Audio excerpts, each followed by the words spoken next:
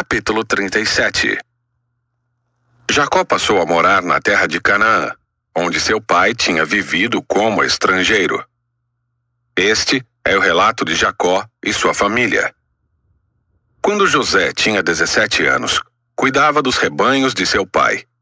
Trabalhava com seus meios-irmãos, os filhos de Bila e Zilpa, mulheres de seu pai, e contava para seu pai algumas das coisas erradas que seus irmãos faziam.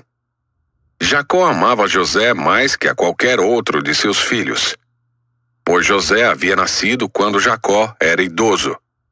Por isso, certo dia, Jacó encomendou um presente especial para José, uma linda túnica.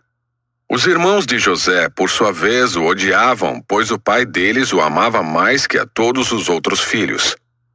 Não eram capazes de lhe dizer uma única palavra amigável. Certa noite, José teve um sonho e, quando contou a seus irmãos, eles o odiaram ainda mais. "Ouçam este sonho que tive", disse ele. "Estávamos no campo, amarrando feixes de trigo. De repente, meu feixe se levantou e ficou em pé. E seus feixes se juntaram ao redor do meu e se curvaram diante dele." Seus irmãos responderam: "Você imagina que será nosso rei? Pensa mesmo que nos governará?" E o odiaram ainda mais por causa de seus sonhos e da maneira como os contava. Pouco tempo depois, José teve outro sonho e, mais uma vez, contou-o a seus irmãos. "Ouçam, tive outro sonho", disse ele. "O sol, a lua e 11 estrelas se curvavam diante de mim." Dessa vez, contou o sonho não apenas aos irmãos, mas também ao pai, que o repreendeu, dizendo: "Que sonho é esse? Por acaso eu, sua mãe e seus irmãos viremos e nos curvaremos até o chão diante de você?" Os irmãos de José ficaram com ciúme dele, mas seu pai se perguntou qual seria o significado dos sonhos. Pouco tempo depois, os irmãos de José levaram os rebanhos de seu pai para pastar junto de Siquém. Então Jacó disse a José: "Seus irmãos estão cuidando das ovelhas em Siquém. Apronte-se e eu o enviarei até eles."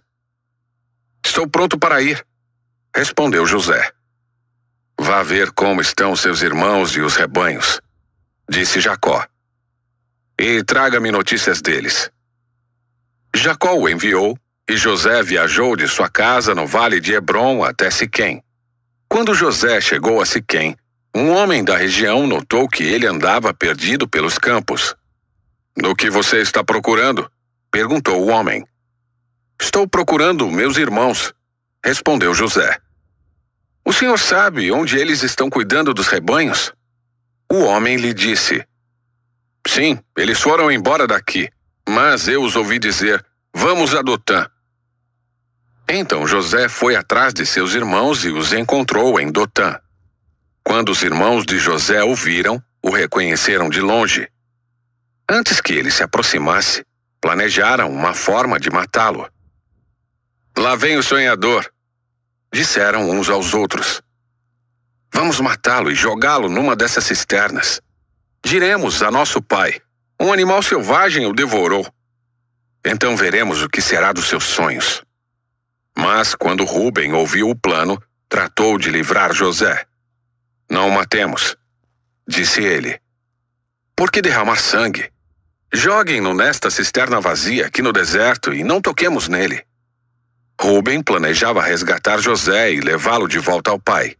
Assim, quando José chegou, os irmãos lhe arrancaram a linda túnica que ele estava usando, o agarraram e o jogaram na cisterna vazia, ou seja, sem água. Mais tarde, quando se sentaram para comer, viram ao longe uma caravana de camelos vindo em sua direção. Era um grupo de negociantes ismaelitas que transportavam especiarias, bálsamo e mirra de Gileade para o Egito. Judá disse a seus irmãos: "O que ganharemos se matarmos nosso irmão e encobrirmos o crime? Em vez de matá-lo, vamos vendê-lo aos negociantes ismaelitas. Afinal, ele é nosso irmão, sangue do nosso sangue." Seus irmãos concordaram. Então, quando os ismaelitas, que eram negociantes midianitas, se aproximaram, os irmãos de José o tiraram da cisterna e o venderam para eles por 20 peças de prata, e os negociantes o levaram para o Egito. Algum tempo depois, Rúben voltou para tirar José da cisterna.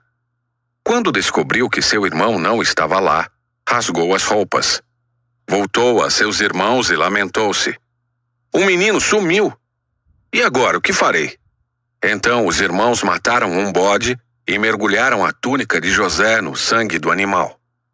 Enviaram a linda túnica para o pai com a seguinte mensagem: Veja o que encontramos. Não é a túnica de seu filho? O pai a reconheceu de imediato e disse: Sim, é a túnica de meu filho. Um animal selvagem o deve ter devorado. Com certeza José morreu despedaçado. Jacó rasgou suas roupas e vestiu-se de pano de saco.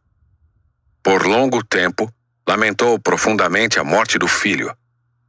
A família toda tentou consolá-lo, mas ele se recusava.